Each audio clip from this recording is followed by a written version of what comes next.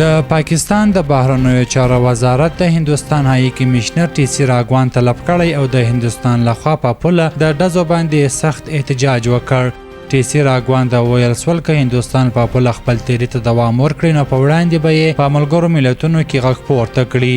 د هندوستان هایی کمیشنر ته احتجاجي لیکم ورکړل سو او ورته وویل سول چې د دواړو هیوادونو ترمنځ د اوربند په تړون د هندوستان عمل وکړي. د بهرنیو چارو وزارت د هندوستان نه غوښتي چې په پوله روان تیری دې بند کړي، کني د ملګرو ملتونو په امنیتي کونسل کې به دا ستونزه راپورته کړي. منځ د هندوستان پوځونو لخوا په ورکینګ باونډري او کنټرول لاین باندې د 2 میاشتو په دوران کې 80 واره خلاف ورزي سوې بند کړي. دفتر خارجه د وړاندې هم د هندوستان هایی کمیشنر په احتجاجي ډول طلب کړی، خو بل خو بیا د پاکستان وزیر اعظم نواز شریف د سیالکوټ په ورکینګ باونډري باندې د تیری په اړه سخت نوټیس اخیستی. هغه وویل چې هندوستان د ولسي خلکو آبادی په نښه کوي چې د نړیوالو قوانینو خلاف کار او د تړونونو نه سرغړونه کوي.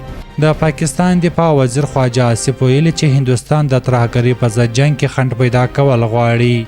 که هندوستان اوسنی تیری ته دوام ورکړي نو په وړاندې به یې په نړیواله سطحه غږ پورته کړو.